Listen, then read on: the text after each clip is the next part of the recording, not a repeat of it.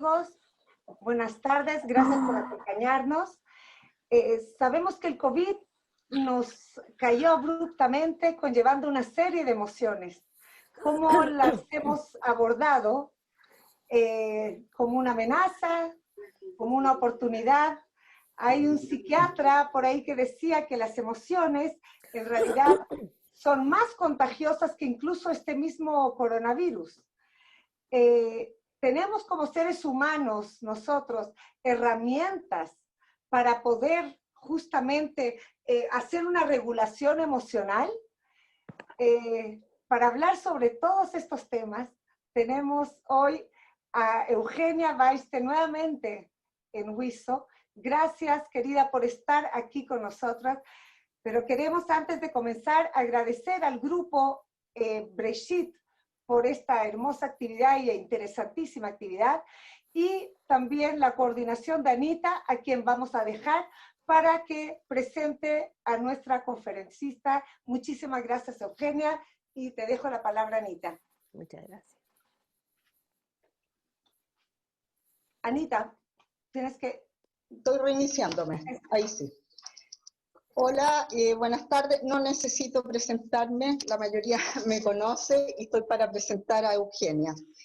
Eugenia es una psicóloga muy conocida para muchos de nosotros. Es psicóloga clínica, titulada en la Universidad Católica de Chile, obtuvo un magíster en Ciencias y en Psicología en la Universidad de Wisconsin. Ha sido docente e investigadora de la Universidad Autónoma Metropolitana, la UAM, y en la Universidad Internacional de México, UNAM, la Universidad Católica de Chile y la Universidad Diego Portales, autora y coautora de varios libros y de numerosos artículos de su especialidad en revistas nacionales y extranjeras.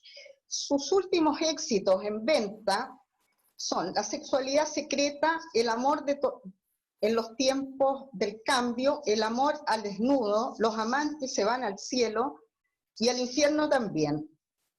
Y las parejas perfectas, yo no.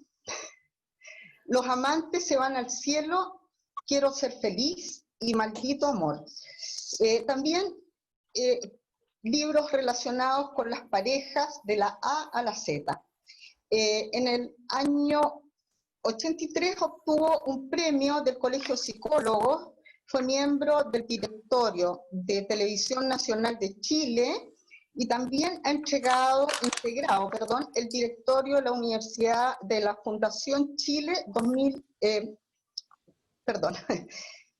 21. Del Consejo Nacional de Televisión, y después, hasta la fecha, es miembro del Consejo de la Mujer. Fue distinguida como una de las 100 mujeres líderes del país por 2 años consecutivos. Actualmente ejerce como psicoterapeuta en práctica privada, es conferencista, expositora y frecuentes seminarios y congresos en su especialidad. Como ustedes pueden ver, Eugenia tiene un nutrido currículum y le damos la bienvenida y ahora las dejo con ella. Bien, muy bien. Buenas tardes. ¿Escuchan bien? ¿Me ven bien? Está bien eso, ¿cierto? Ya, perfecto. Mira, voy a comenzar de una manera dándole a todos las gracias por estar acá. Es una oportunidad para mí. Buenas tardes y bienvenidos. Y voy a tratar de hacer esta charla lo más sencilla, lo más práctica posible, porque necesitamos algunas herramientas emocionales para ayudarnos en estos momentos. De más está decir que todos estamos asistiendo a una situación inédita, que nos están pasando muchas cosas que ni siquiera podemos descifrar, que estamos tratando de enfrentarlo lo mejor posible, pero que muchas de las emociones no las conocemos. Nosotros estamos acostumbrados, hemos experimentado otros desastres, ¿cierto?, naturales. Estamos acostumbrados en Chile a los terremotos, Sabemos cómo reaccionamos a los terremotos, tenemos una experiencia en eso, también a los tsunamis, a las inundaciones, y nos conocemos. A veces reaccionamos bien, a veces reaccionamos mal, pero sabemos más o menos que los terremotos, algunos salimos arrancando, otros sujetamos las cosas. En fin, hay distintas maneras que tenemos, pero tenemos una cierta experiencia con respecto a nosotros mismos y nuestras emociones. En esta pandemia, lo voy a repetir, es un lugar común, pero es bueno saberlo, para todos nosotros esto es absolutamente nuevo. Vamos a experimentar muchas emociones que no entendemos, que no conocemos o que no sabemos manejar y que vamos a ir descifrando a lo largo del tiempo. No tenemos todavía las herramientas, ni siquiera sabemos cómo este virus se comporta, mal podemos tener las herramientas para saber cómo nos vamos a regular emocionalmente. Sí sabemos que en cualquier desastre, ¿cierto?, natural, la comunidad tiende a unirse física y socialmente con una meta común, con una energía para ayudar a los otros, para reconstruir lo que ha sido destrozado. Y aquí, a diferencia de eso, debemos aislarnos. Debemos evitar la presencia de los otros, debemos no tocar superficies que los otros han tocado, tenemos que no pasar cerca de otra persona. En general, a diferencia de otros desastres que nos unen físicamente, aquí tenemos que tener cierta desconfianza frente a los otros, lo cual es una conducta que en general no conduce a la adaptación. En general, cualquier conducta que nos una y que haga comunidad es muy adaptativa, y aquí hemos tenido que hacer, bueno, para eso están estas plataformas virtuales que estamos usando hoy día y que nos permiten reunirnos y nos permiten estar en los unos con los otros y conversar, pero nos hemos tenido que separar de nuestra familia, de nuestros padres, de nuestros hijos, de nuestros nietos, de nuestro trabajo. Estamos amenazados económicamente, tenemos una incertidumbre tremenda. Entonces, aunque podemos compensarla parcialmente con estos medios virtuales, no todos nosotros tenemos las mismas herramientas, las mismas capacidades para usar estos medios y sentirnos cómodos con estos medios. Y por lo tanto, lo que sí debemos asumir es que nuestro mundo afectivo se ha estrechado. Estamos en un estrechamiento de nuestro mundo afectivo. Se nos abren oportunidades, se nos abren posibilidades de aprender muchas cosas, pero en general el mundo como lo conocíamos en términos afectivos se nos ha achicado, se nos ha extremado, y nos sentimos muchas veces aburridos, impotentes, decaídos, ansiosos, bajoneados, ahogados. Debemos o estar muy solos, personas que viven solas y no se pudieron contactar con otras personas, o estamos muy encima, no estamos acostumbrados a estar 24 horas con otras personas todos los días trabajando en nuestras casas, compartiendo tareas domésticas, estando de una manera, de una proximidad que muchas veces se asemeja a la lupa del dermatólogo, a esa que hace que todos nuestros poros se vean grandes, y nos veamos muy feos. Entonces es complejo. Y por lo tanto hemos observado que hay tendencia a desregularse emocionalmente. Ya voy a explicar de qué se trata, a tener ciertos trastornos que no estábamos acostumbrados, a tener ciertos problemas interpersonales, y muchas situaciones que nos sorprenden emocionalmente, que no sabemos cómo descifrar. ¿A qué nos referimos con regulación emocional? Regulación emocional son esos procesos por los cuales nosotros como personas ejercemos una influencia sobre las emociones que tenemos, sobre cuándo las tenemos, sobre cómo las experimentamos y cómo las expresamos. Y estos intentos de regular nuestras emociones pueden ser adecuados y saludables, pero por el contrario también pueden ser muy disfuncionales.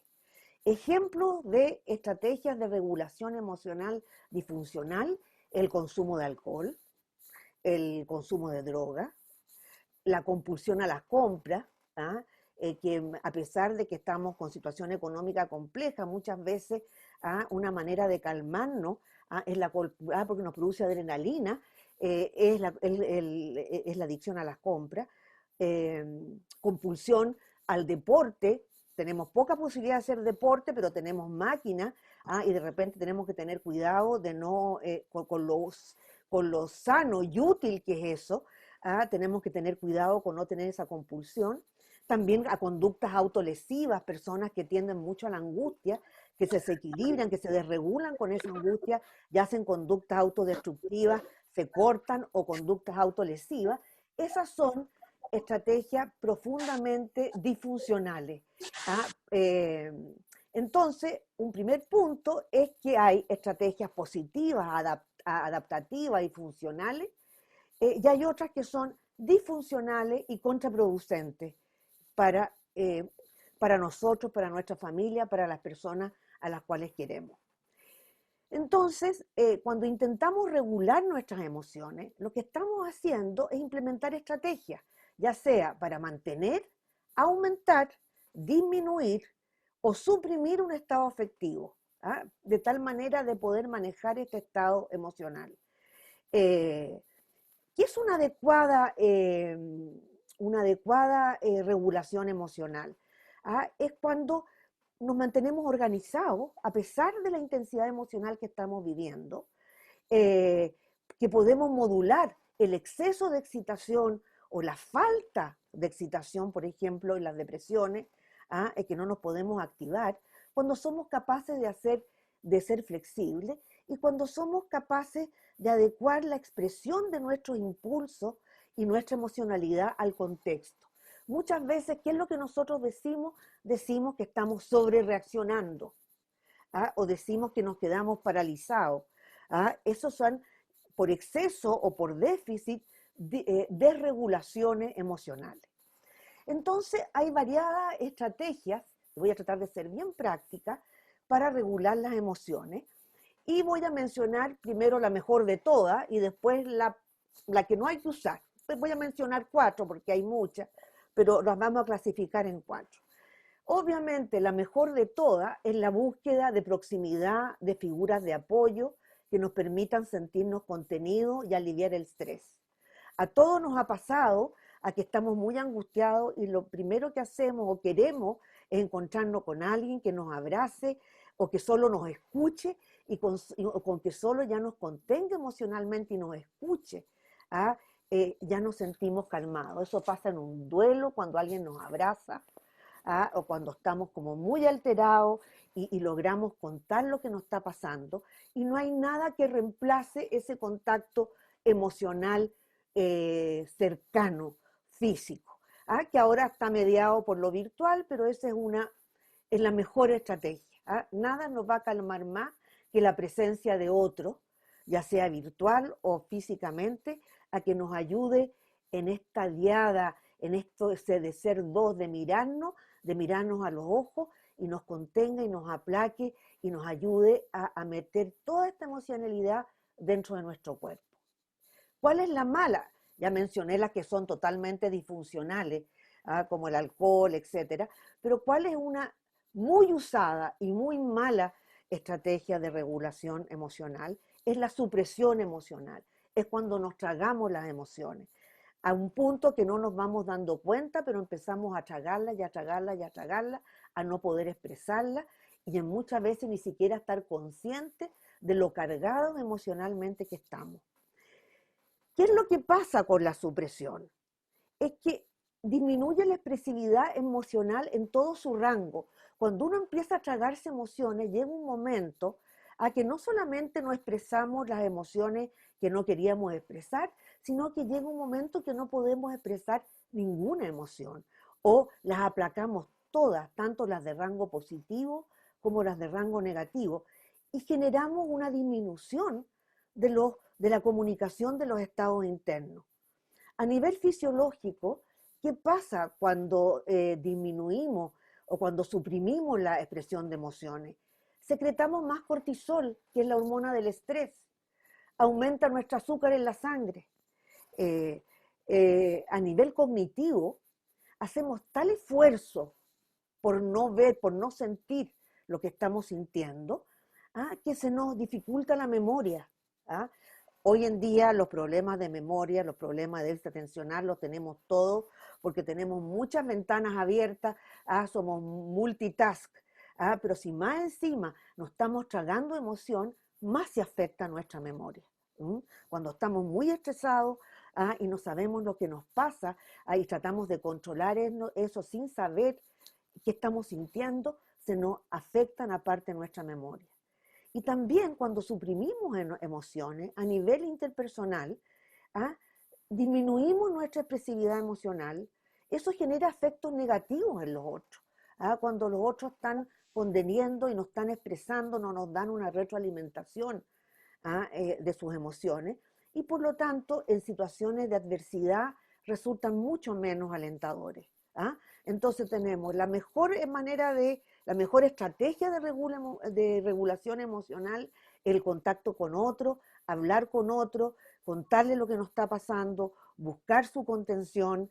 Eso es lo que hacemos los duelos, lo que hacemos los pésames, lo que hacemos cuando nos pasa algo malo. Si lo podemos contar, inmediatamente nos sentimos más aliviados, más regulados.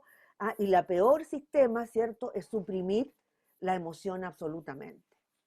Y nos quedan, por ejemplo, por lo tanto, dos estrategias que son las que vamos a hablar más hoy día, y que es la reevaluación cognitiva y emocional y la expresión y procesamiento emocional.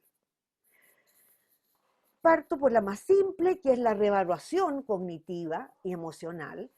Es cuando le damos otra vuelta a algo que nos pasó, que nos angustió mucho, nos deprimió, nos afectó, nos alteró, lo conversamos con alguien, nos hace reflexionar respecto a esa situación, y hacemos una reevaluación cognitiva, es decir, parece que estaba muy susceptible, la verdad es que no me atacó tanto, tú opinas que no me atacó, quizás yo estaba reevaluando mal. Incluso hay situaciones como muy obvias, si alguien nos mete susto, está atrás de una puerta, ahí nos asusta, bueno, inmediatamente reevaluamos, vemos que era una broma, no muy simpática, pero podemos inmediatamente tranquilizarnos, porque estamos reevaluando, cognitivamente. Estamos viendo al conversar con otro una situación que nos pareció muy anómala, muy agresiva o muy alterante, no la reevaluamos y vemos que no fue para tanto y nos calmamos. Pero hay una reevaluación emocional también, que es muy importante. Y eso implica evaluar nuestra voz interna. Todos tenemos una voz interna. Una especie de radio prendida que tenemos, nos hablamos a nosotros mismos muchos momentos del día, y muchas veces ni siquiera estamos conscientes de esta voz interna que nos habla. Nosotros nos experimentamos como un ser único y unificado, pero tenemos que entender que tenemos muchas voces internas muy distintas. Algunas predominan más, otras predominan menos, pero tenemos una especie de directorio al interior de nuestra mente, donde distinto, no sé si les ha pasado, pero a la mañana pensamos una cosa, estoy muy enojado, voy a renunciar, esto no me parece, a las 12 del día me parece que no voy a renunciar nada, que sí quiero seguir, de que me importa esta cuestión, a las 3 de la tarde tengo otro estado emocional y me digo otras cosas. Bueno, estas voces están hablando al interior de nosotros, es bueno identificarla, a veces hasta ponerles nombre, pero tenemos que ver cuando estamos desregulados, tenemos que evaluar nuestra voz interna predominante y preguntarse, ¿he detectado esta voz interna? ¿Estoy atenta a esta voz interna? Es muy relevante para nuestro estado de ánimo, ver qué nos estamos diciendo, qué estamos hablándonos a nosotros mismos. ¿Tengo los recursos para hablarme a mí misma de manera amable? ¿Estoy siendo amable con nosotros mismos, con uno misma? Porque muchas veces nos decimos cosas muy duras. El otro día una paciente me estaba externalizando su voz interna, ahí me decía, no he hecho nada bien. Y la verdad, cuando empezamos a analizar, era una voz de una severidad. No era verdad que no había hecho nada bien. ¿ah? Pero es importante ver estos Pepe Grillos poco amables que nosotros tenemos, y de muchas veces tenemos que evaluar esta voz interna amable, esta voz interna negativa, es una voz interna pesimista, está todo mal, nada va a salir bien, no tiene ni un sentido en lo que estoy viviendo, la verdad es que para qué voy a vivir, es muy exigente, me lo encuentra todo malo, es descalificadora, me hace sentir insegura, es castigadora. Por lo tanto, tenemos que tratar de detectarla, ver cuáles son las voces que están interactuando, qué espacio le estamos dando en nuestro directorio interno a esta voz pesimista, negativa, poco amable, poco compasiva. Y una vez que la tenemos identificada, sobre todo cuando estamos en momentos de mucha angustia, y estamos mal y estamos alteradas, de ver a ver qué nos está diciendo esta voz interna. Y una vez que la tenemos identificada, a esta voz interna negativa, ver qué la desata. ¿Cuándo empiezo yo con esa voz interna? ¿Es una voz binaria, exigente, que me pone un 1 o un 7? Si me saco un 6,5 ya me tira para abajo porque le parece poco. Entonces tenemos que fijarnos en esta voz para poder cambiarla, para poder reemplazarla por una voz más agradecida. Está demostrado en la neurociencia que un agradecimiento interno. Tenemos tantas cosas que agradecer, si estamos de buena salud, si nuestros nietos también, si nuestros hijos también, si nuestra situación económica no se vio bueno, estamos agradeciéndonos, estamos pensando cosas positivas. Y tenemos que fijarnos, por lo tanto, en los marcadores de pensamiento. ¿Qué me estoy diciendo? ¿Que no sirvo para nada? ¿Que todo lo encuentro pésimo? ¿Me estoy diciendo lo mal que lo hacen los otros? ¿Me estoy diciendo que soy un fracaso? ¿Me estoy diciendo pesimistamente que nada va a salir bien? ¿Me estoy diciendo muchas veces que si yo no hago las cosas, nadie las hace como yo, y me estoy exigiendo y sobrecargando de cosas que me tienen abrumada y triste? En fin, es importante ver qué pensamientos tengo.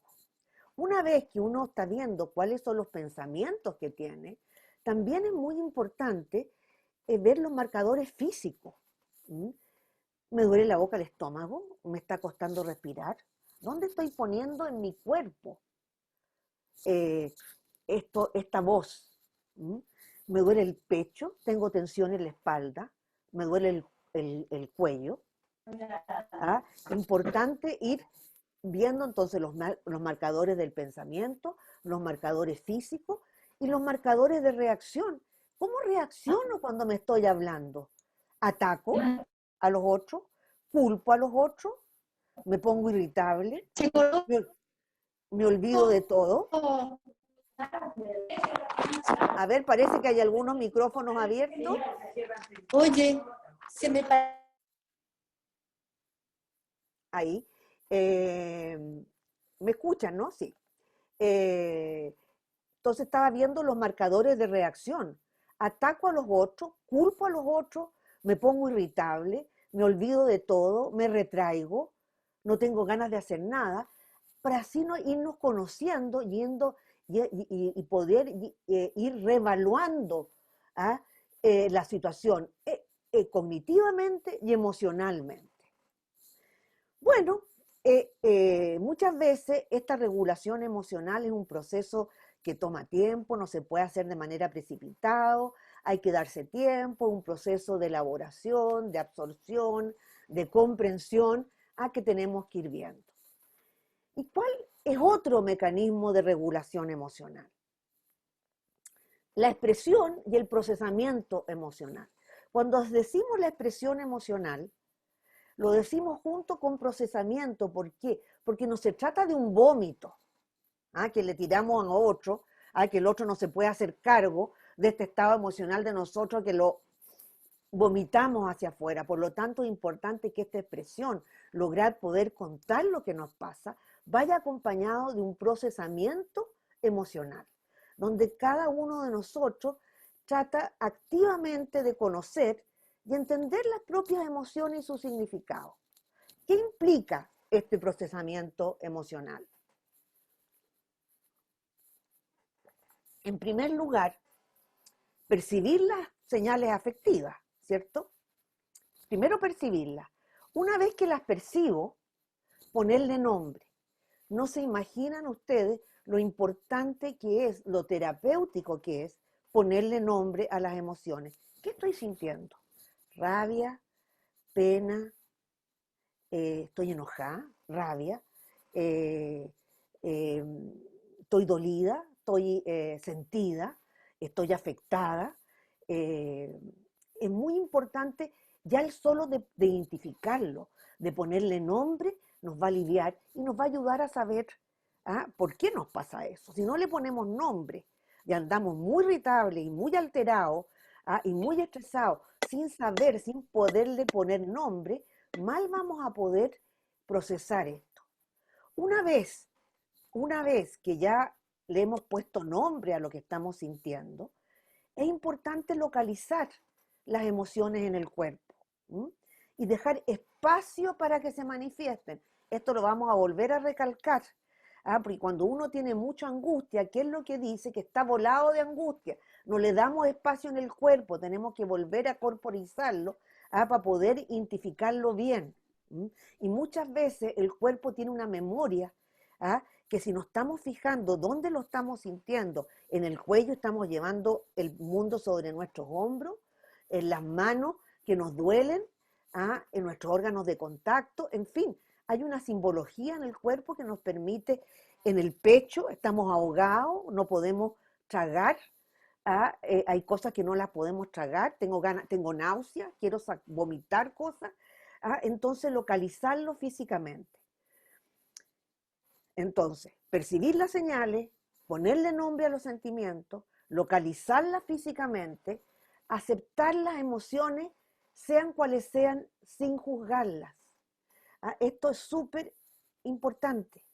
Las emociones son parte del sistema nervioso autónomo, no son voluntarias, nos inundan, queramos o no queramos, son señales que han persistido los millones de años. El hombre, ¿cierto? Andaba en 4 patas, era peludo, se levantó en 2 piernas, se le fueron cayendo el pelo, la evolución ha ido produciendo muchos cambios. Sin embargo, las emociones siguen ahí. ¿Por qué siguen las emociones? Porque son nuestra brújula. Nos ayudan a caminar por el mundo porque nos avisan lo que estamos sintiendo. Si tenemos rabia, hay un obstáculo que tenemos que remover. Si tenemos miedo, tenemos que protegernos. O sea, son señales muy importantes. Por lo tanto, tenemos que aceptarlas y no juzgarlas. Ya vamos a ver después por qué. Las emociones no tienen moral. Las acciones tienen moral. El amor en sí mismo no es bueno. Si uno mata por amor es malo. La rabia en sí misma no es mala, si nos ayuda a saber cuál es el obstáculo que nos tiene tan enrabiados, y si logramos removerlo, nos está sirviendo mucho. La envidia no es mala ni buena. Si la envidia nos está diciendo qué cosas queremos mantener, y no lo estamos pudiendo lograr, bueno, nos ayuda a saber lo que queremos. Claro, si destruimos a otra persona por envidia, es malo. Lo que quiero decir, las acciones tienen moral, las emociones no tienen moral, son y tenemos que aceptarlas para entendernos. ¿Y para qué queremos aceptarlas? Para entender cuáles son sus causas, qué nos está produciendo esta rabia. Muchas veces quedamos mal después de un encuentro, de una reunión, y no sabemos lo que nos pasa, y después poco a poco vamos... Claro, y se me corta. Poco a poco. No. A ver, parece que Es hay unos aquí. micrófonos abiertos. Y poco a poco, a medida que nos vamos clarificando cuáles son esas emociones, podemos ir sabiendo qué nos causó eso, cuál es la causa. Muchas veces uno lo puede lograr solo, otro conversando con alguien muy cercano, a veces tenemos que consultar a un profesional para saber por qué estamos inundados con ciertas emociones, y eso nos ayuda a procesarlo, a poder digerirlo, no estamos atravesados aquí en la garganta con el sentimiento, lo podemos digerir. También, entendiendo lo que nos pasa, podemos entender los avisos útiles de las falsas alarmas.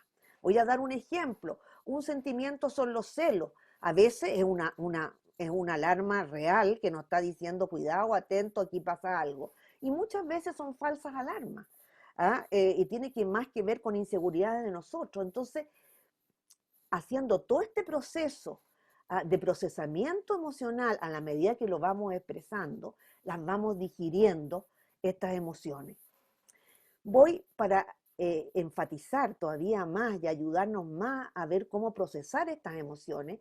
Encontré un autor español que se llama Gonzalo Hervás, y que redactó algunas leyes del procesamiento emocional y que nos ayudan a entender mejor este proceso de procesamiento. El primero que dice se llama la ley de los vasos comunicantes emocionales. ¿Qué es lo que dice esta ley?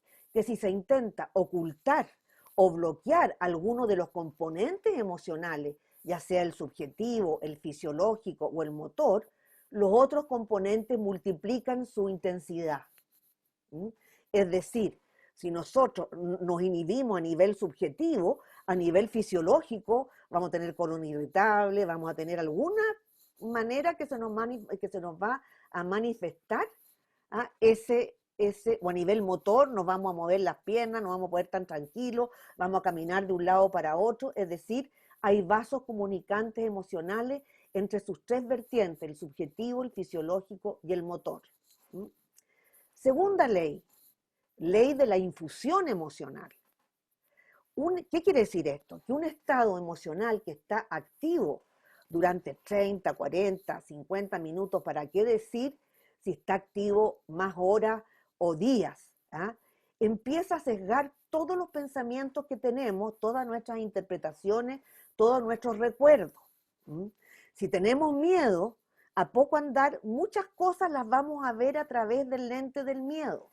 Si tenemos rabia, a poco andar, si no la procesamos, lo vamos a ver a través del lente de la rabia y vamos a empezar a encontrar, o sea, si nos da rabia una persona y no podemos superar esa rabia, a poco andar vamos a empezar a que nos dé rabia toda esa otra persona. No empieza, sesga. Por eso no hay que tomar decisiones en momentos de mucha alteración emocional o de mucha crisis, porque estamos sesgados. Toda nuestra interpretación de la realidad y todos nuestros recuerdos están sesgados por esa emoción. Ley de las emociones secundarias. ¿A qué me refiero? Tenemos las emociones en que en primer momento nos indican lo que nos pasan, que son avisos, y tenemos emociones secundarias, muchas veces en reacción a esas emociones primarias. Por ejemplo, nos enojamos porque estamos tristes. Entonces queremos tapar esa emoción de tristeza, y hay emociones secundarias que nos están nublando. O sea, tal es la rabia de sentirnos afectados porque alguien nos dijo algo o porque finalmente estamos muy impactados por algo y no queremos que nos impacte, que empezamos a tener mezcla de emociones, y hay que separar la emoción secundaria con la emoción primaria y entender que tenemos que aceptar la emoción primaria porque nos está indicando cosas acerca de nosotros. Y por último, si es una falsa alarma, vamos a poder identificar esa falsa alarma. Ley de la imperfección emocional. Hemos visto que las emociones son avisos por definición. No pretenden ser siempre válidos. Que yo me sienta atacada no quiere decir que tú me atacaste. Que yo me sienta enrabiada no quiere decir que tú necesariamente hiciste algo efectivamente para que yo me enrabiara. Pero es importante una señal, por lo menos, para aclarar interpersonalmente este problema que estamos teniendo. Entonces, una vez que recibimos esta señal, que le ponemos nombre, que entendemos y tratamos de entender sus causas, podemos ver si un aviso útil o es una falsa alarma. Y podemos hablar con la persona para ver si estamos interpretando bien esa señal. Ley de la amnistía emocional. Con esto estoy recapitulando cosas que ya hemos visto. No nos podemos juzgar por algo que sintamos. Sea lo que sea, no elegimos sentirlo. Es parte del sistema nervioso autónomo. Son reacciones automáticas. Lo mismo nos pasa cuando nos da vergüenza y nos ponemos colorados. Obviamente que no queremos ponernos colorados. pero nos ponemos colorados, es involuntario. Entonces, acuérdense, no hagamos juicios éticos o morales con las emociones, hagamos juicios éticos o morales con las acciones, no con las emociones. Ley de la universalidad emocional. Todos sentimos las mismas emociones. La diferencia entre las personas, que a veces unas las manejamos mejor, otras las manejamos peor, algunos somos más fluidos, estamos más acostumbrados a sentirlo, o somos más hiperreactivos, más sensibles, todo nos causa mucha intensidad, otros son más operados de los nervios, no reaccionan con tanta fuerza, pero son universales, absolutamente universales. Y por última ley, digamos, antes de pasar a otra cosa, es la ley de la bondad emocional. Es decir, las emociones existen porque sobrevivieron a la evolución, son útiles, son buenas para nosotros si sabemos interpretarlas y sabemos digerirlas, si no se transforman en estado, porque una emoción es una cosa temporal. Cuando ya no la podemos sacar y se transforma en un estado, bueno, es un momento quizás de consultar, porque ahí estamos en un estado emocional que no se nos pasa. Pero las emociones en sí no son condenas, no son sentencias, son avisos para ayudarnos. Por lo tanto, si uno se dice a sí misma, tú tienes la culpa de todo, esa no es una emoción, hay un pensamiento. Los mensajes, la emoción es para ayudarnos a interpretar lo que nos está pasando para poder actuar. No son esas frases, esa voz interna de la cual hablamos que es detrimental. Ahora, ¿cómo cuando estamos alterados? ¿Cómo nos calmamos? Y vamos a ver un ejercicio de respiración para activar el nervio vago. ¿Qué es el nervio vago? El sistema nervioso autónomo. Tenemos dos sistemas nerviosos, el central, lo que pasa por la corteza cerebral, lo que es voluntario, el autónomo, por donde actúan las emociones, y tenemos dos subsistemas. El sistema simpático, que tiene que ver con todo lo que acelera, es excitante, y el parasimpático, que es lo que frena, que es lo calmante. Los dos sirven para la sobrevivencia. El simpático, el que domina en los ejercicios, en la activación emocional, en la activación sexual, en las situaciones estresantes. El parasimpático actúa en el sueño, en la relajación, en la meditación, en el contacto social, en la conexión emocional. El nervio vago que va al corazón, al estómago, a los pulmones, a todo nuestro sistema interno, ¿cómo se llama? Es prominente en la relajación, en la calma, que normalmente tiene un rol positivo en la regulación de las emociones. Calma, relaja. Cuando estamos muy alterados, ¿cómo tenemos que respirar para activar este nervio vago? Me tomo un vasito de agua y les digo inmediatamente. Primero expiramos fuerte y después inspiramos con la guata para afuera, sacamos la guata, mantenemos y expiramos rápido, largo. Inspiramos, sacamos la guata. ¿Por qué digo sacamos la guata? Porque no se trata de inspirar subiendo los hombros. Eso nos pone tenso. Inspiramos sacando la guata. Mantenemos un rato. Expiramos largo, como si estuviéramos soplando la sopa. A poco andar van a sentir cómo se relajan. Incluso pueden empezar a bostezar. Eso calma, relaja. Si no pueden dormir en la noche, si están muy nerviosos, muy alterados, es importante esta respiración. Acuérdense, inspirando, sacando la guata, manteniendo, expirando largo, como soplando la sopa. Bien, ahora vamos a ver cómo se relaciona la regulación emocional con los trastornos emocionales. Los trastornos emocionales surgen en parte debido a un proceso de regulación emocional deficiente, ya sea porque tenemos poca activación en el caso de las emociones, de la depresión, perdón, o cuando estamos muy nerviosos, muy ansiosos, muy acelerados, muy arriba de la pelota. Entonces, vamos a ver 4 factores que tienen que ver con la regulación emocional deficiente que nos puede causar trastornos emocionales. La primera es una disposición temperamental a la reactividad emocional, que es una lotería genética. Lo vemos con las guaguitas. Hay guaguitas que son pacíficas, calmadas, tranquilitas, y hay otras que desde chiquititos son hiperreactivas, tan incómodas, lloran. Hay una cierta disposición del temperamento biológico a una cierta reactividad emocional. Hay personas que son muy reactivas emocionalmente, otras que son menos, y eso es una lotería genética que tenemos que conocernos para saber cómo nos vamos a manejar con esa situación temperamental que tenemos. Entonces, la primera sería una cosa que no controlamos, y que es la reactividad emocional temperamental.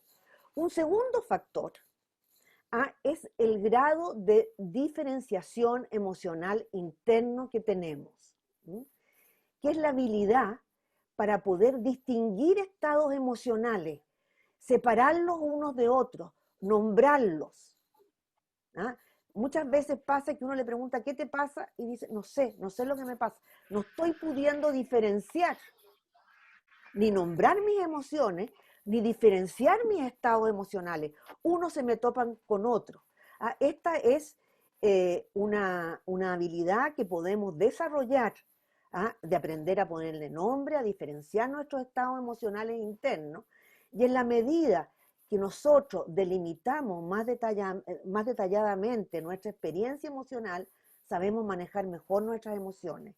Cuando esta diferenciación emocional interna es deficiente, los niveles de psicopatología son más altos y se produce más acentuación en la esfera somática, hacemos más enfermedades psicosomáticas. Cuando no nos expresamos a través del lenguaje, nos expresamos a través del cuerpo. Y para poder expresarnos a través del lenguaje tenemos que poder diferenciar nuestros estados internos.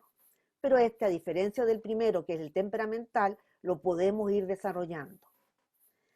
Hay otro factor que es muy importante en la psicología, que es lo que se llama función reflexiva o mentalización, que se relaciona con la regulación emocional y con la psicopatología.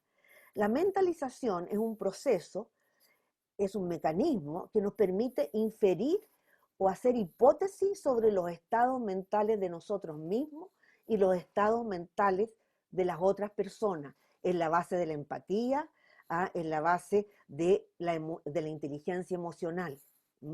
Es cuando nosotros, a partir de las emociones que tenemos nosotros y las emociones que vemos en los demás, podemos hacer hipótesis de lo que nos pasa a los otros, hacer hipótesis de lo que nos pasa a nosotros mismos. Podemos, por lo tanto, aprender a detenernos en el otro y ver su función psíquica.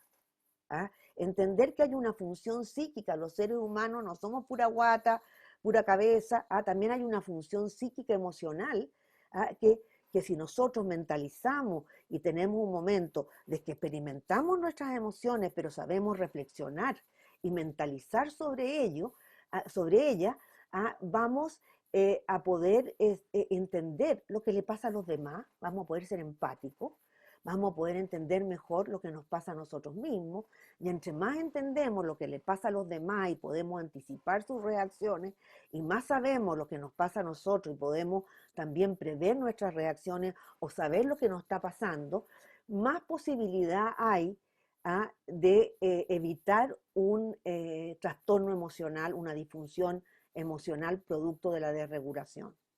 Entonces tenemos 3 factores hasta el momento, que la disposición temperamental, la capacidad de diferenciar estados internos, la mentalización o capacidad reflexiva, y el cuarto factor es lo que hay varias palabras porque se traduce del inglés, que para los que sabes inglés, se lo digo en inglés, es grounding, y se puede traducir como cable a tierra, algunos lo traducen como enraizamiento, otros lo traducen como ser aterrizado.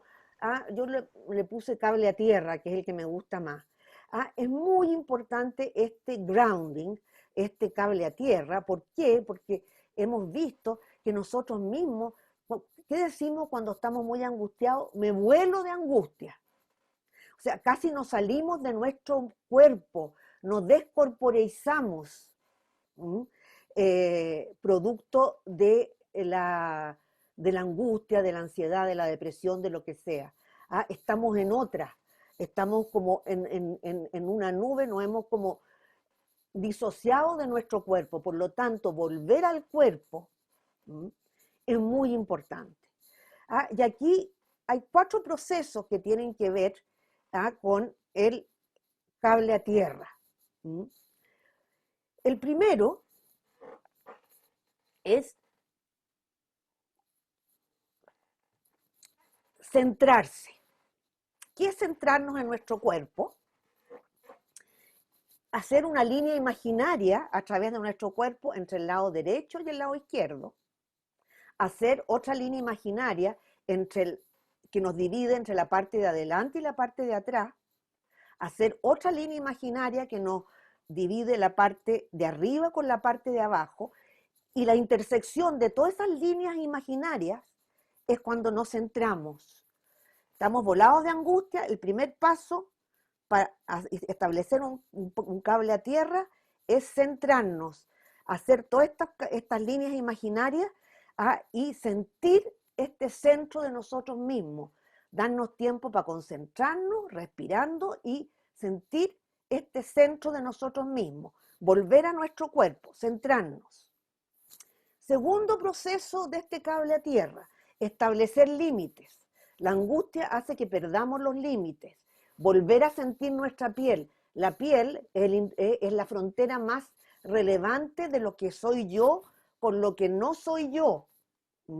Cuando estamos angustiados no sabemos qué es nuestro, qué es del otro, nos hacemos cargo de cosas que no tienen nada que ver con nosotros, perdemos toda nuestra sensación de límite.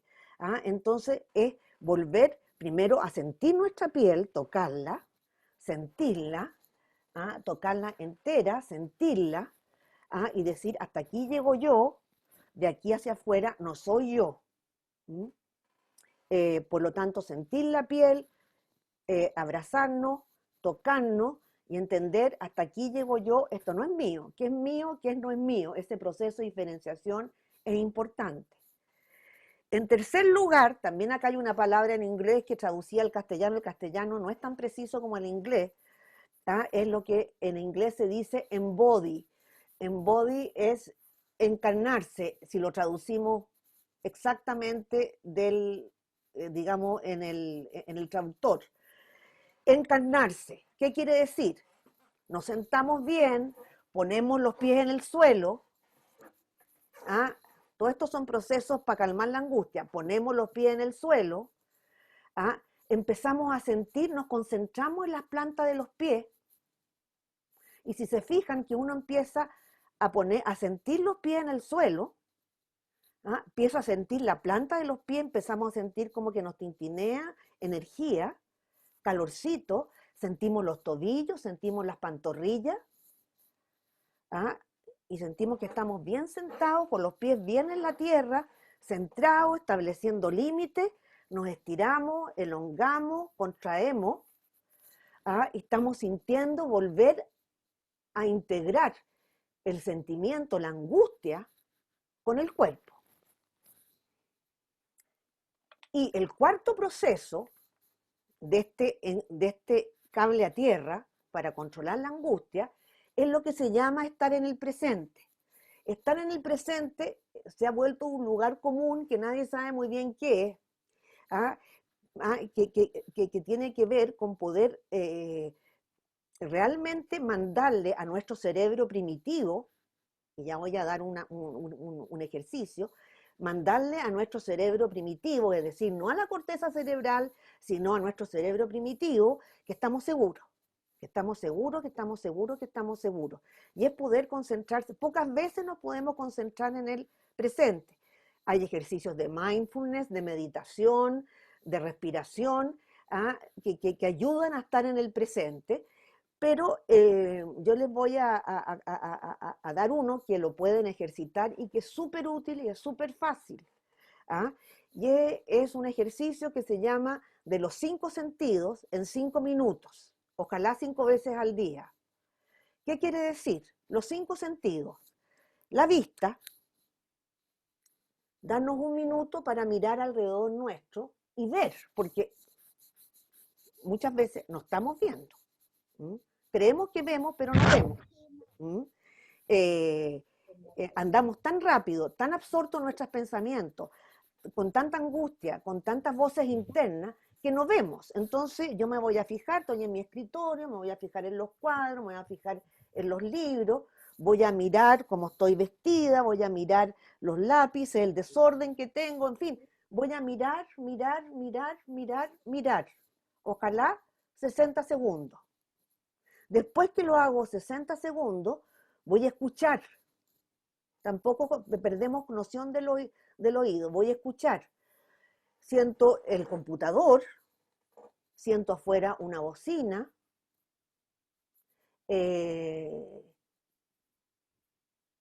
siento mi estufa que está prendida un poco más allá.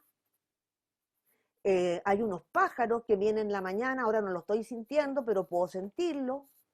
El ruido de los autos, un niño que llora, un niño que habla, y me dedico 60 segundos a escuchar. En tercer lugar, voy a dedicar un minuto a el olfato.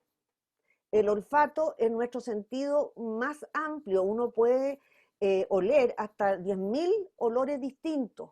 Por eso que los olores son tan evocativos. De repente, no sé, sentimos olor a queque y nos evoca, no sé, a nuestra mamá cuando éramos chicos, cuando se hacía un queque, eso, todos los olores. Entonces, a ver, vamos a ver qué olores hay.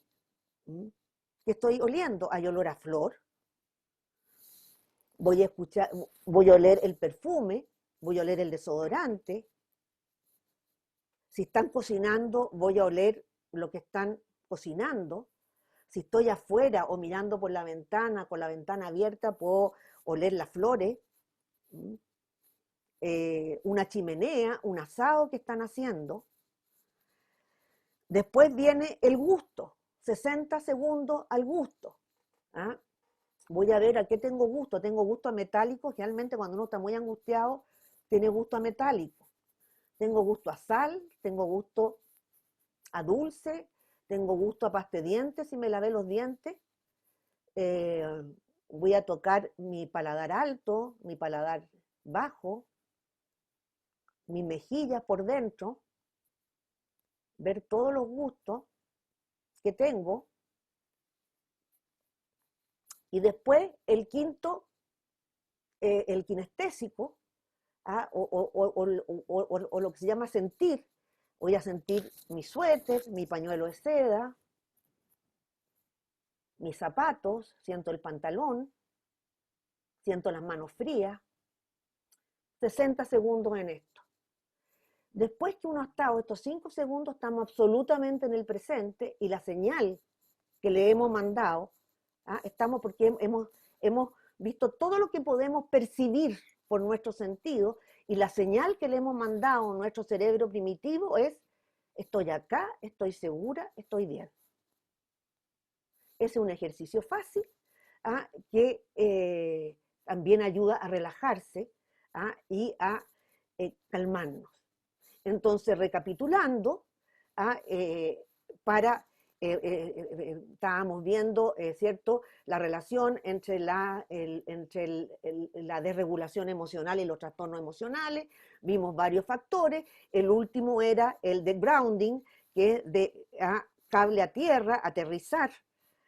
Y ese tenía 4 factores, que tenía que ver con centrarse, las líneas imaginarias, sentir, volver a nuestro cuerpo, sentirnos, ¿cierto? Establecer los límites de la piel, sentir nuestra piel para poder diferenciar simbólicamente lo que es nuestro con lo que no es nuestro, encarnarse, ¿ah? Los pies en la tierra, sentir los pies, las plantas de los pies, ¿ah? Y estar en el presente, y ahí di este ejercicio, y otras personas que pueden hacer ejercicios de meditación, de mindfulness, ¿ah? Pero este es corto, ¿ah? Y es, no es difícil, muchas veces nos cuesta meditar, que es tratar de dejar pasar los pensamientos.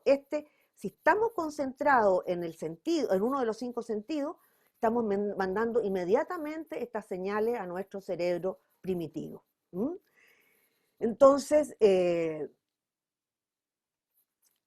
antes de pasar al final de esta conferencia, entonces recapitulo: los trastornos emocionales por desregulación, ¿ah? Tienen que ver con desregulación emocional y están determinados por 4 factores: uno que es orgánico, biológico, temperamental, que es la reactividad emocional que tenemos, la capacidad de diferenciar internamente nuestros estados emocionales y de nombrarnos, la capacidad de mentalizar y reflexionar acerca de lo que nos pasa y de lo que les pasa a los otros, base de la empatía y la inteligencia emocional, y nuestra capacidad de mantener un cable a tierra. Y para finalizar,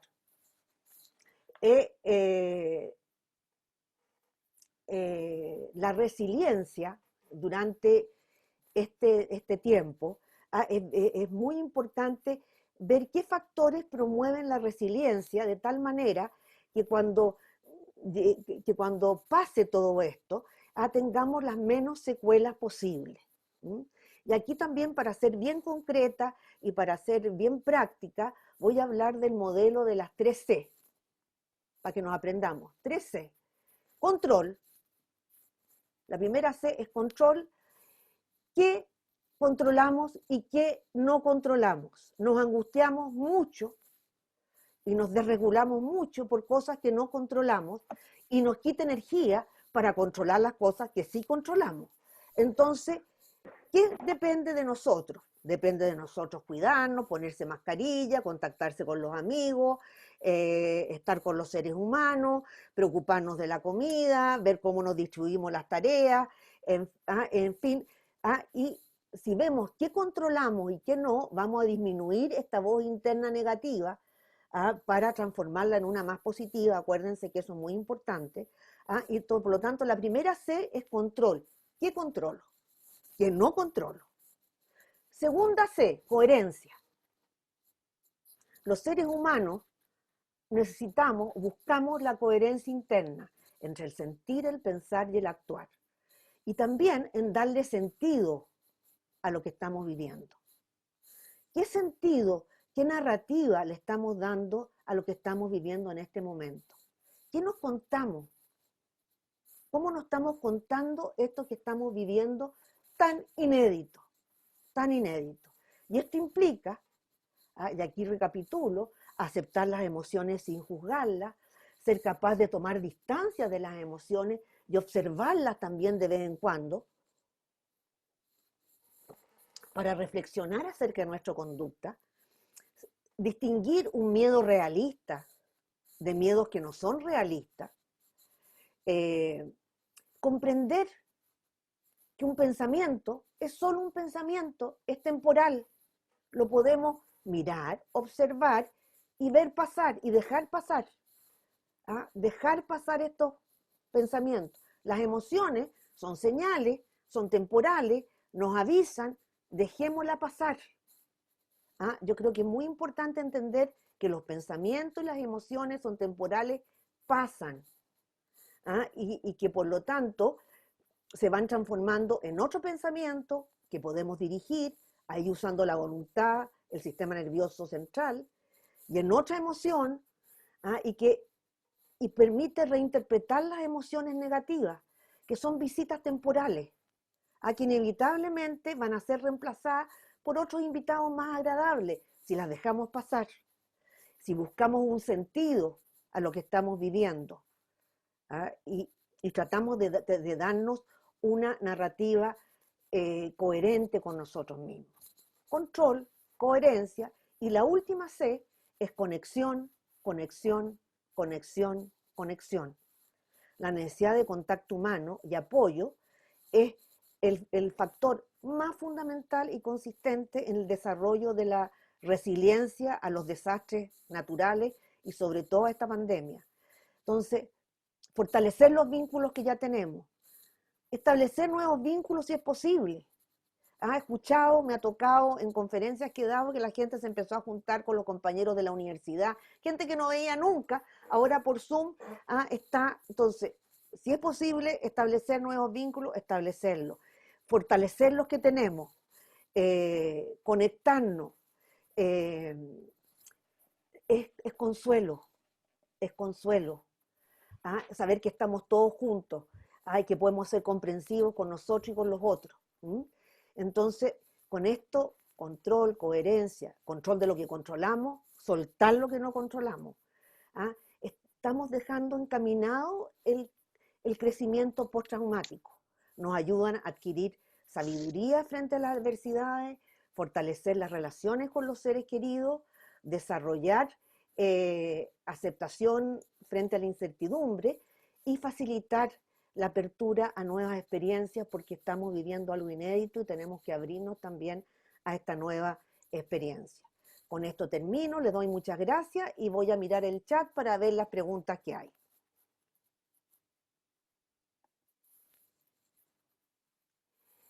A ver, dice, me perdí una parte, puede verse en algún sitio, me imagino que no sé si lo van a grabar. Se está grabando. Se está grabando, eso lo contacto. Dice, ¿cómo se puede ayudar a una persona con problemas psicológicos serios si no quiere recurrir a ayuda? Mira, si es un adulto, la verdad es que no lo podemos llevar a una persona que va a la fuerza, difícil que se recupere, o sea, que acepte, porque finalmente la psicoterapia no es una panacea. La gente, uno no cambia a nadie, eso le decía yo a mis alumnos cuando hacía clases ¿cómo se llama?, de psicoterapia. Lo primero que le decía, o sea, quedaban bien choqueados, porque yo hacía clases de psicoterapia, uno no cambia a nadie. Uno ayuda a la gente que quiere cambiar. Uno gente y que tiene disponibilidad, tiempo, dispuesto a gastar plata, consumir su tiempo, ser puntual, trabajar, aceptar la tensión y el estrés que puede cambiar los cambios. Ahí nosotros podemos ser facilitadores.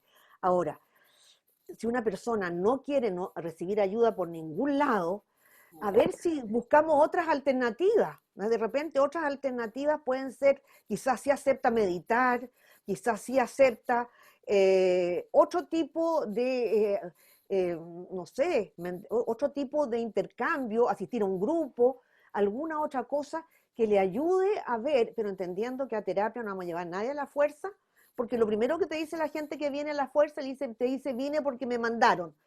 Bueno, de repente los mandados como que funcionan, después se empiezan a entusiasmar, pero tenemos que ver si en esa primera sesión logramos darlo vuelta. Después dice, excelente presentación, muchas gracias. Aquí, pero no voy a leer cómo se llaman las gracias, porque no corresponde que lea las gracias. Ya, gracias, excelente.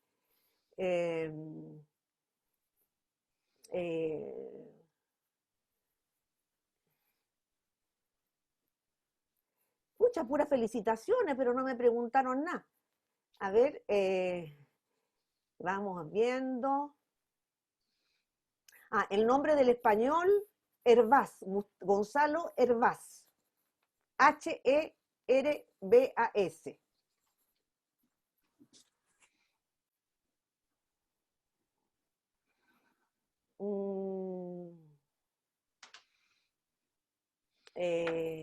No sé, no hay más, las otras son gracias, cosa que agradezco sentidamente, pero abro si alguien quiere hacer una pregunta. A ver, acá hay unos nuevos mensajes, deja ver los nuevos mensajes. Deja ver los nuevos mensajes.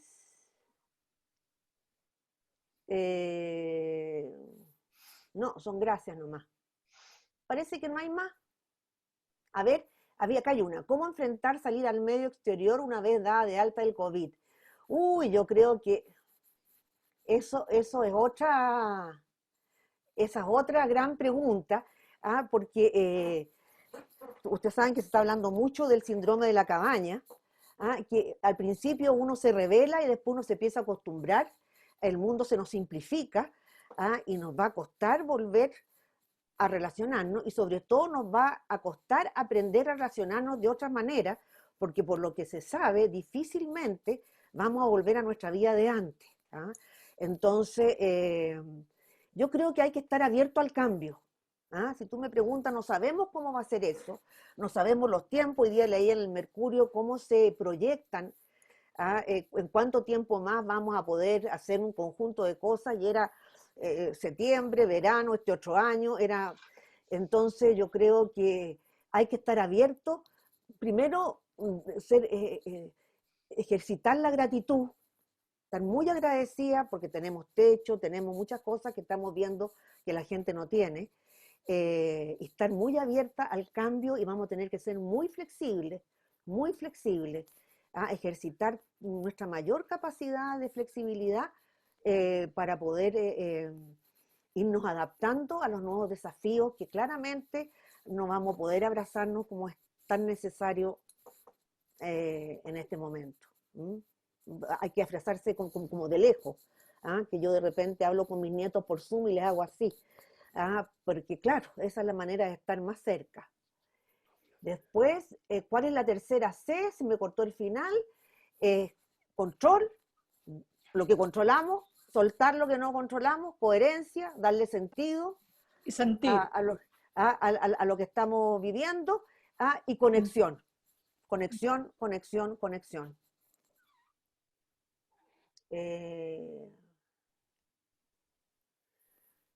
Voy a ver si hay 12 nuevos mensajes. Mail de contacto, lo voy a poner acá.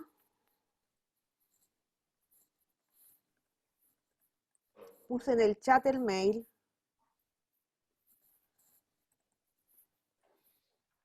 Ya, ahí. Sí, pero no sé cómo se pone no sé cómo se manda el mail. Ya, espérate. Ahí lo mandé, perfecto. Creo que lo mandé. A ver, ¿qué hacer frente al debate económico? No tengo idea qué se hace en lo económico. Acaba de salir un acuerdo que espero que sea bueno para todo el mundo. En términos emocionales, yo creo que es una de las cosas que nos están desregulando, y por lo tanto mi interés, cuando se me planteó qué tema quería dar, era el de la desregulación, porque obviamente la incertidumbre económica, o de repente ver que se nos viene abajo lo que construimos durante toda una vida, es una de las situaciones más dolorosas que puede pasar, y yo creo que una de las más difíciles en términos emocionales. Por lo tanto, aparte de regular, la parte económica yo no puedo verla, y si necesita ayuda, bueno, pedir ayuda. ¿Es la somatización un desequilibrio emocional?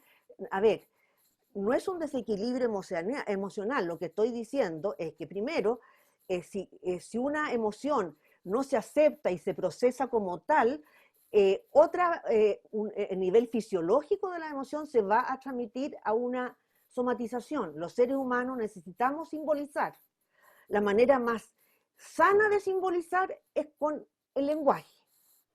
Cuando no sabemos lo que nos pasa, cuando controlamos nuestras emociones, tendemos a enfermarnos y a somatizar mucho. Por lo tanto, si estamos somatizando, es importante también hacer todos estos ejercicios para ver qué estamos poniendo en el cuerpo. Aparte, no se olviden de lo que es el grounding. Volver al cuerpo nos va a ayudar a entender mejor lo que nos está pasando.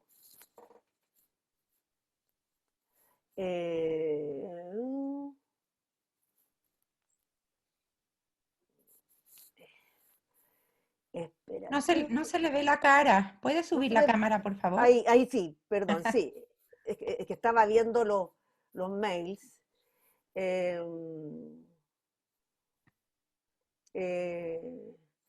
Es importante tener una rutina diaria, es muy importante tener una rutina diaria. O sea, estas cosas en general se están recomendando tener horarios, tener una rutina diaria, no dejarse, ojalá vestirse y arreglarse lo más posible, como para mantenernos presentables y querernos a nosotros mismos. No hablar con las personas cercanas lo que no hablamos en 50 años, no es el momento para abrir los corazones de lo que no hablamos en 50 años, tratar de hacer actividades en conjunto, y sí es muy importante tener una rutina. El tiempo se vuela, la gente que está trabajando por internet, y que al mismo tiempo está combinando casa con trabajo, claramente el tiempo se vuela, y las tareas domésticas son pesadas, muy pesadas. Aquí alguien me dice, la pandemia no tiene sentido, era algo inimaginable, ¿cómo darle sentido al sinsentido? No tenemos que darle a la pandemia, tenemos que darle sentido a lo que estamos viviendo nosotros. El sentido no viene dado desde afuera, el sentido se lo damos nosotros. Buscarle un sentido, ¿qué voy a aprender de esto? ¿Qué voy a hacer mejor? ¿Qué me está enseñando esto? Porque la verdad es que nos enseña cosas. Todas las experiencias nos enseñan. Entonces nosotros tenemos que construir un sentido. El sentido no viene dado desde afuera.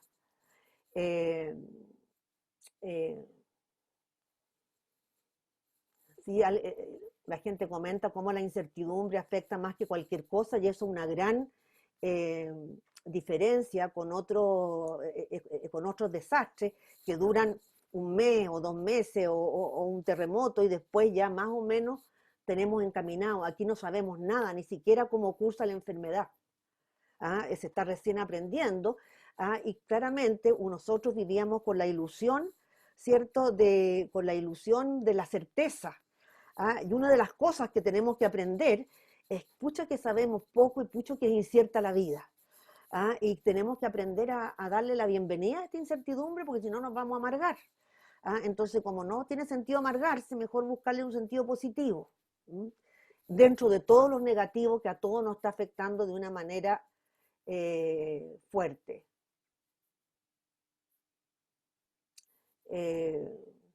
¿Cómo enfrentar a las personas incrédulas frente al COVID y que no, me dan ganas de pegarles a mí con un palo en la cabeza? Así que, pero eso no es muy psicológico, pero la verdad es que yo creo que hay varias cosas. Primero, los jóvenes acá en Chile se han enfermado muchos jóvenes que son muy irresponsables, y también mucha gente, acá hay en Chile tenemos la diferencia de otros países de América Latina, que 5 millones de personas habían salido de la pobreza en los últimos 30 años, y yo creo que cuando tú has estado en la pobreza y has salido de la pobreza, el miedo a la pobreza es mayor al miedo a la enfermedad. Entonces yo creo que esa es una de las realidades que ha sido muy difícil manejar acá en Chile.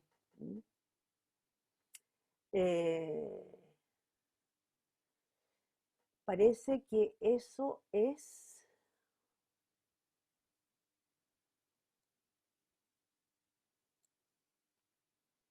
Aquí me hablan de cómo fortalecer la voluntad, qué acciones recomiendo. La fuerza de voluntad, esa es toda otra charla.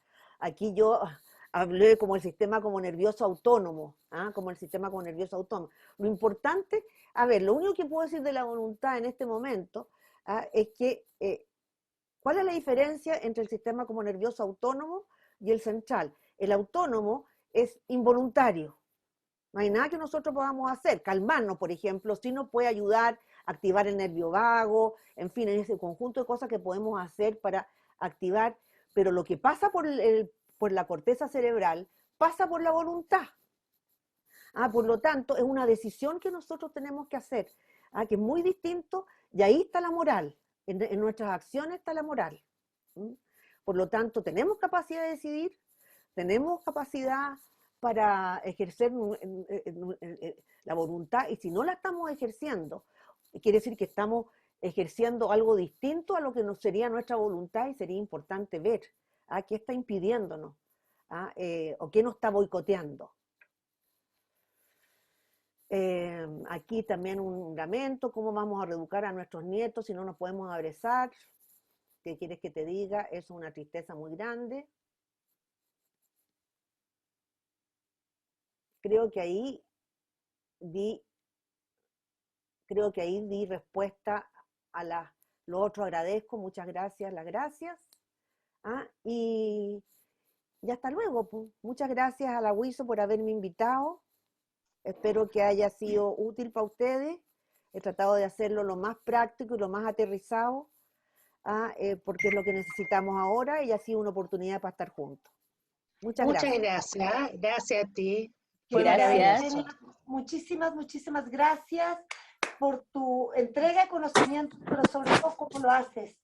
Creo que ha sido, mira, tuvimos más de 210 personas, creo que de más decirte que es por tu brillantez, por la forma, el carisma, creo que están todas felices y todos nos vamos con una cantidad de tips y por si acaso quiero decirles a todos que está grabado, así que lo van a poder seguir viendo si quieren o tenerlo para compartirlo con los demás, los que no han estado presentes. Muchísimas, muchísimas gracias, Eugenia, una vez más por tenerte aquí y gracias a todos por compartir con nosotros el día de hoy. Gracias. Gracias. Okay, adiós. Chao, gracias, muy bien, muchas gracias. Hasta luego. Gracias. Chao, adiós. Chao, chao.